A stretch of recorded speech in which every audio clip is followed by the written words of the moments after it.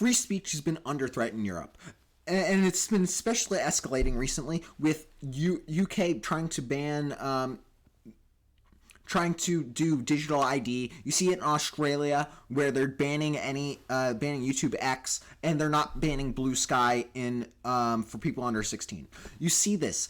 Free speech is under threat, and this $100 million fine is just an example, an increasingly important example of it happening. So, what happened with this? So, X was fined $140 million from the European Union. They fined it over three things: the blue check mark being somewhat deceptive, not giving information on advertisers to the European Union, and not giving information to researchers. Now, why is this important? It's important because this is the first company and the only company that's been under major investigation from the European Union. You haven't seen YouTube being hit, Blue Sky. You haven't been seeing other corporations being hit. You've only been seeing Twitter/X, which is the biggest platform that's even somewhat right wing. That's right wing. And so this is a clear threat to freedom of speech, and they're clearly trying to limit political discussion. As they're not finding Reddit, they're not finding Blue Sky, they're not finding YouTube. They're just finding they're only finding X. So it's clearly unfair in their application, and they're clearly political biased. This has led to the European Trump and Elon Musk firing back at the European Union. In fact, Elon Musk did call for the disillusionment of the EU. And this is a major threat to the EU, as Elon Musk has a major political influence. He's the richest person in the world. In fact, he massively just increased his wealth as SpaceX had a private stock buyback at $800 billion. And that makes him, as he owns 42% of it, that makes him around $300 billion just on that. And then Tesla's around another $200 billion. So he's around $500 to $600 billion in net worth. This additionally, so he's that's 2 times the next richest person, which is Larry Page, which is Google, which is around $250 billion. That is incredibly, he's the richest person by far. So he has massive influence, not just in the U.S., even though he's a U.S. citizen. He has massive influence as he also has a whole bunch of money, and this and also has a massive political influence. If you look at it, he has the most popular person on X. He has the most followers there, and it's by a decent margin, larger than Barack Obama. And he has a massive political influence there, influence on the people. In fact, that influence has actually increased to this fine. Due to the fine, X has become one of the most popular platforms in the European Union. In fact, you saw this with the fine, that it ended up increasing. Ended up becoming the number 1 downloaded app on the App Store in every single European Union nation, and pretty much even in the UK and other nations like that. So this fine is causing a massive boost in X viewership and X in the amount of people that are active on X. So he's actually massively increased his political influence with this fine. And it's going to scare the European Union, as now even Trump is standing up against them. In fact, he's gone like he's actively attacking. He's blaming, and he might even do a tariff on them too, which I think that he should do, because this right here, this $100 million fine is clearly trying to suppress the speech and actively get information on U.S. citizens and U.S. people from X. And because, again, one of the portions of it that I was saying was fined over was not giving information of advertisers and researchers to the EU. So it's clearly a situation here is that they are trying to get government data on U.S. citizens, get data on people that are that have X, and it's clearly the most egregious fine you can get out there.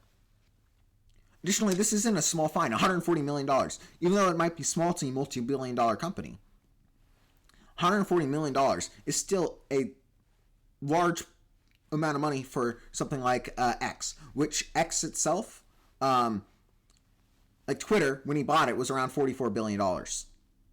It's probably more than that now, but they didn't even have they weren't even very profitable at that point. So even though they're worth a lot of money, they don't actually have a large profit. So this could actually massively hurt X and XAI, which is now the parent company of X. So it's not good for this to happen to and clearly trying to suppress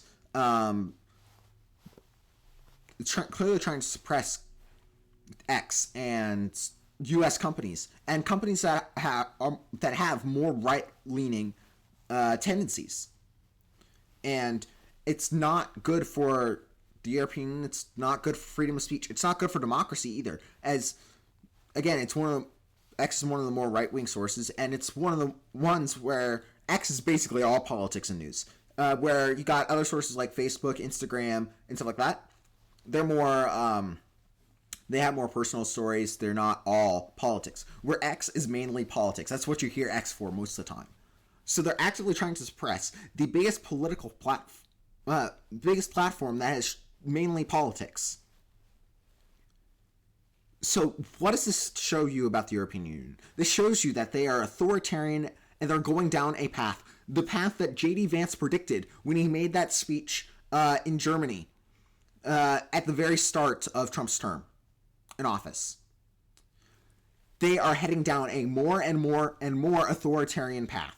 One that's actively suppressing speech against their against opponents. And this isn't going to get better before it's going to get worse before it gets better. But luckily people are starting to stand up. So now let's watch a video going over what's going on with let's talk about X. Elon Musk's platform X. It's actually surged in popularity after the European Union announced that it was fining the platform $140 million for violating transparency rules. And yeah, again, this is a horrible move by the European Union, as people are actually downloading it more and are actively supporting Elon Musk's vision. Other regulations. The Commission said that X's blue checkmark stamp on accounts is deceptive. Now, the Commission said popularity after the European Union announced that it was fining the platform $140 million. One moment. Audio's not working, it seems.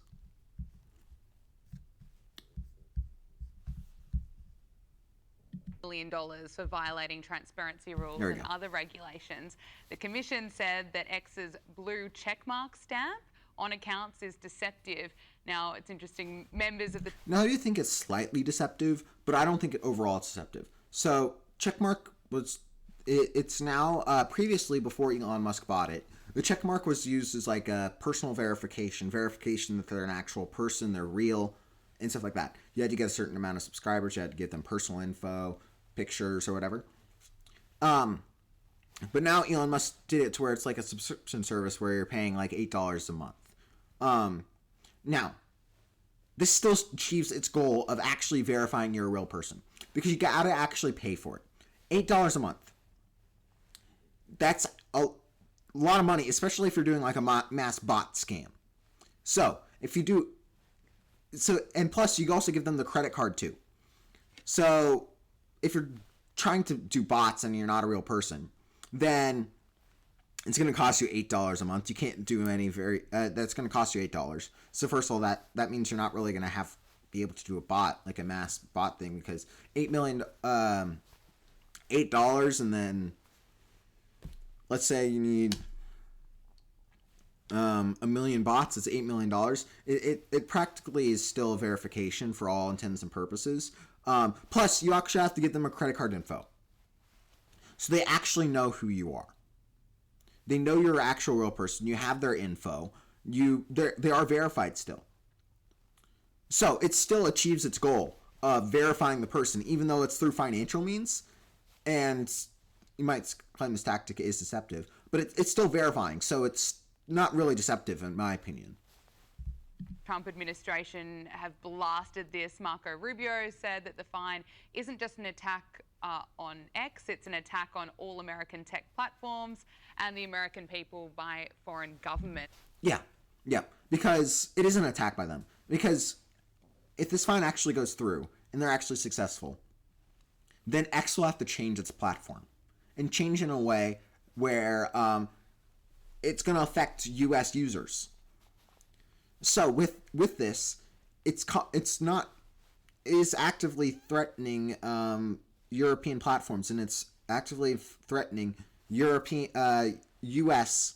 Platforms and how they operate.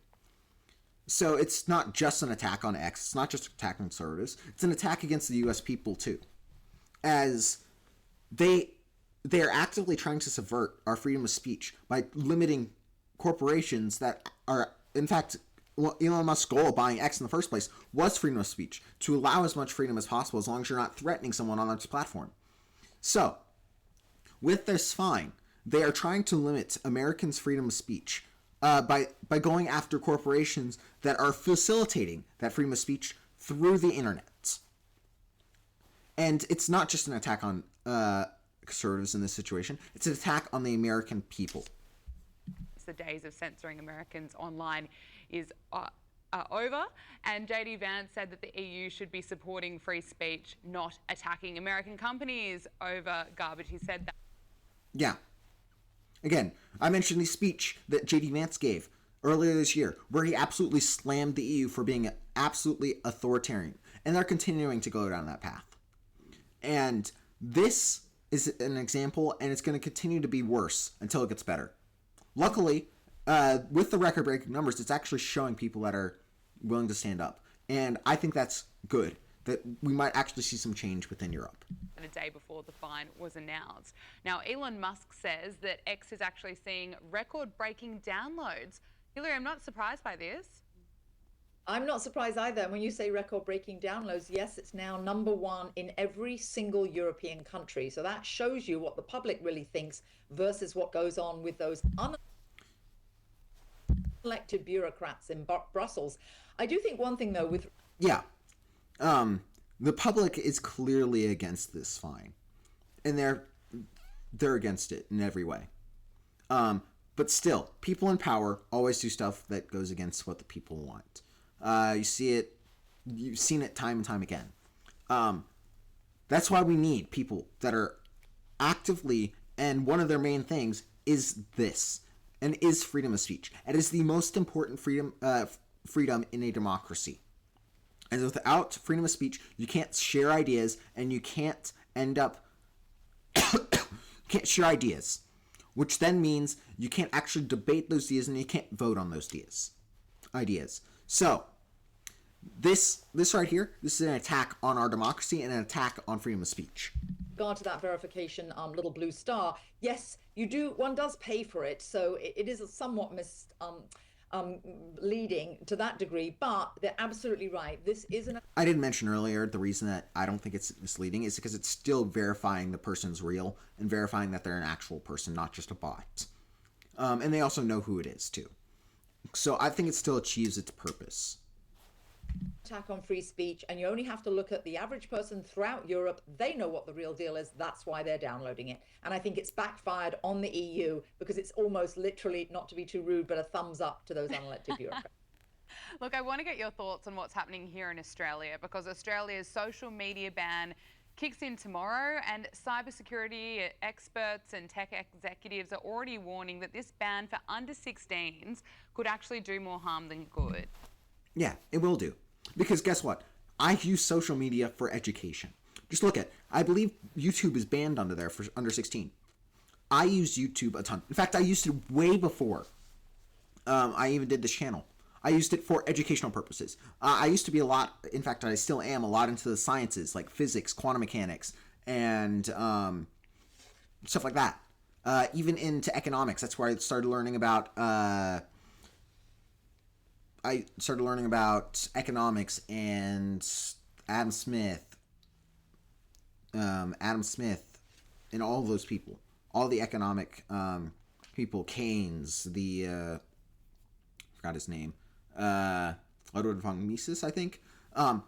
I've learned, that's where I started learning about the economic theories, the Austrian school, the Chicago school, the Keynesian school of economics. And with this under 16 ban, I wouldn't be able to access all that information, wouldn't be able to learn with all that. And it's not good for those educational results. it's not good at all. They need to keep this here simply for education purposes. Even though social media does have some adverse education purposes, it also will have a negative effect on a lot of people that use it for research. Just like how banning AI in schools. For me, I could use AI for like research and stuff like that. Of course, you look at the source and everything, but because my school itself banned the AI, I now can't use that resources to narrow down my search field and narrow down articles and places to search.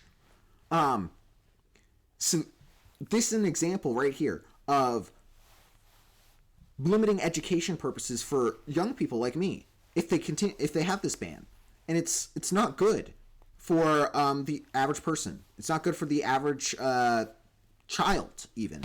Now, certain things do need to be banned online, particularly porn. Ban that, of course, for under 16. But banning social media in general is unfair. Also, another thing with social media, it's not just education. You also have a lot of social engagements there. A lot of people use Snapchat, Instagram. I don't use them, but a lot. But still, other people use them. My friends use them. And they would be cut off from friends. They wouldn't have as many chances to interact with them. So, this is also limiting sociability and limiting sociability and what's going on there. As we already have an issue with people being social in the world, as we've seen lower fertility rates and the splitting between sexes in terms of political stuff. But even with this, you'd see lower sociability if you don't have like the social media platforms. So it's not going to be good for the long-term health of people under the 16, in my opinion. Nowhere near. Not for educational results, not for social results. In no way is it going to be helpful. And additionally, that doesn't go into the entire bias with it. I mean, the laws, they are intended to protect children from online harms. They have created a complex problem. Also, I have a question. How would they enforce it? They'd have to start doing digital ID, in a way. And that's going to also do an invasion of privacy. As then you would have everything on the internet would be tracked to a certain person. So, yeah. It's also an invasion of privacy, too. For a lot of people, if they even want to enforce it. There are certainly plenty of concerns around privacy, data, scams, and there are also concerns that we'll eventually have to use a digital... That's another thing. If they have all the data on you and they have your ID card online, then they could probably use it for scams, too. So especially if a hacker gets into the database, too. ID. But that's not all. If you look at who's actually banned and who's not banned, I mean, YouTube's banned, Meta's banned, X is, of course, banned, but the left-leaning Blue Sky is not. Take a listen to this. Commissioner, you have exempted Blue Sky from your under-16 social media minimum age restrictions. Yet Blue Sky is almost identical to X, as I understand it. It currently allows 13-year-olds or younger people saying they are 13 to sign up, and they have no age verification. Blue Sky has not been exempted they present a very low risk. They have actually identified themselves as low risk. You still gotta apply the rule evenly. You can't just ban these bigger platforms. You gotta apply the rule to everyone. So it's fair. And even if you have a small portion of Blue Sky, it's still a platform that's decently big, and it's left-leaning. So it's clearly biased, as I think YouTube and but what about Twitch? There's another thing. Twitch. Is that banned? I don't think that is. Is Twitch banned? Look it up here. Is Twitch banned in Australia for under 16-year-olds? Horrible spelling. Oh, it is. It is banned. Okay, I was wrong about that. But still, Blue Sky isn't. It's still unfair. And it's still clearly politically biased. As an age-restricted social media platform. They probably have... Additionally, she said age-restricted. But the other guy said it was only 13.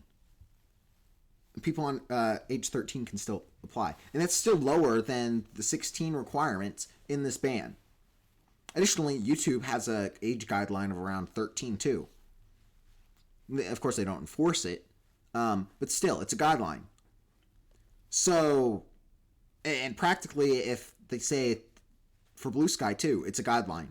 So, in this still doesn't prove your points. They're not restricted. They're not at all restricted. So, it shouldn't be.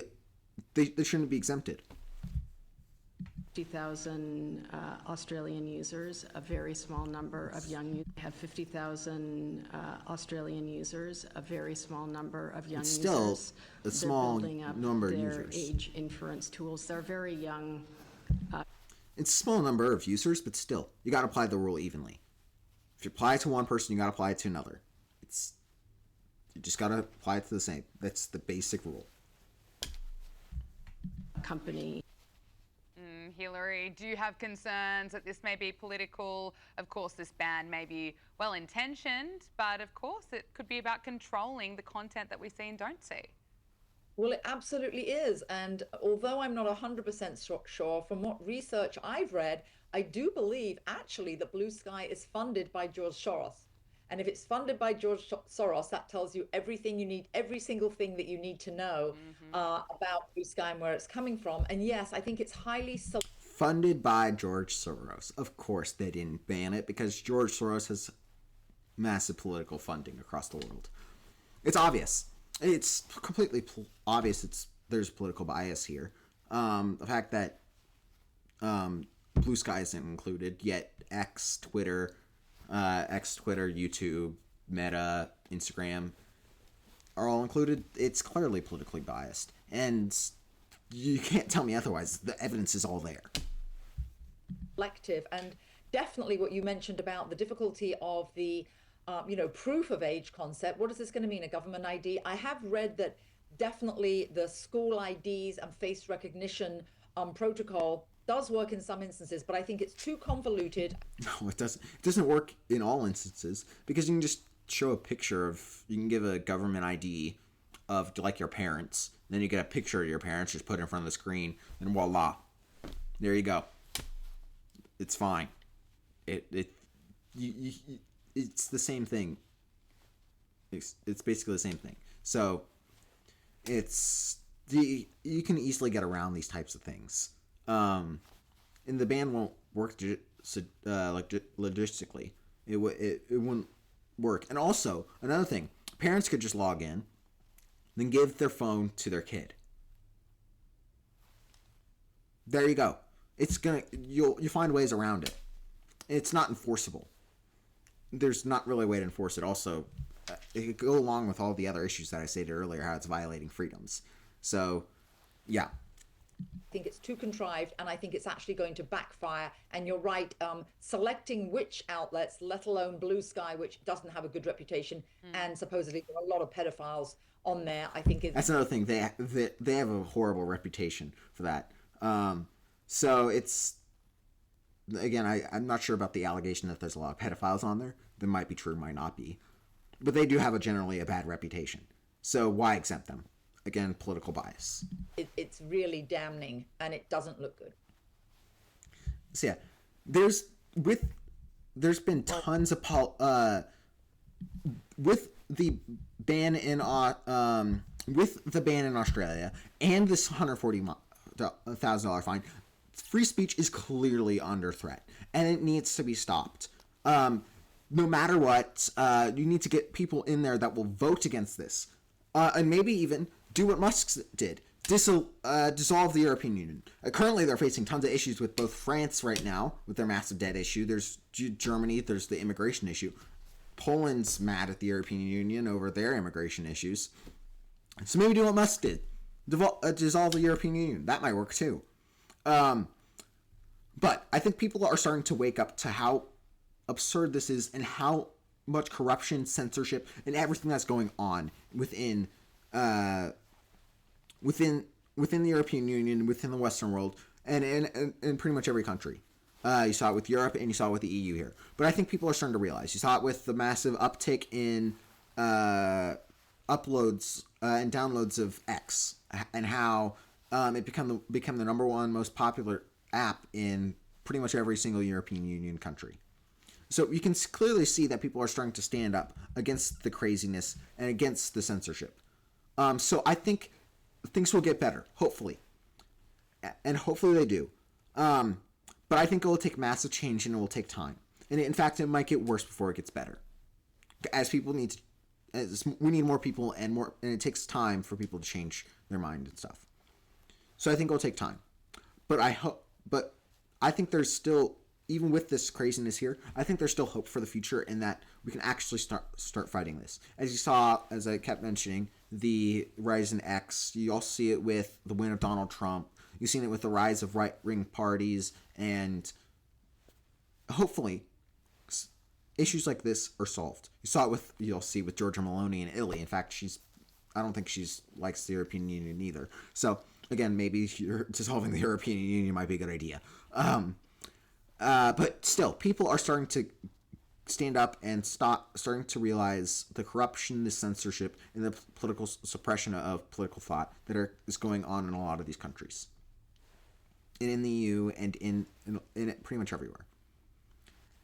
And I hope Elon Musk and Trump continue doing what they are doing by pressuring the European Union, maybe doing tariffs against both Australia and European Union, maybe.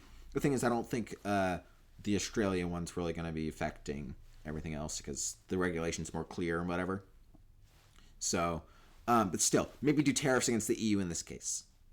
Increase the tariffs. So, that would be an easy thing to do. But I think in the future, we are seeing a rising resistance to the censorship and to the controlling of the internet. And I think that's a good sign for the future in terms of that regard. And I think eventually, especially when new Gen Z comes into the voting block and continues to vote more and more. In fact, I would be considered one of the last years for Gen Z. So we already have a decent voter block.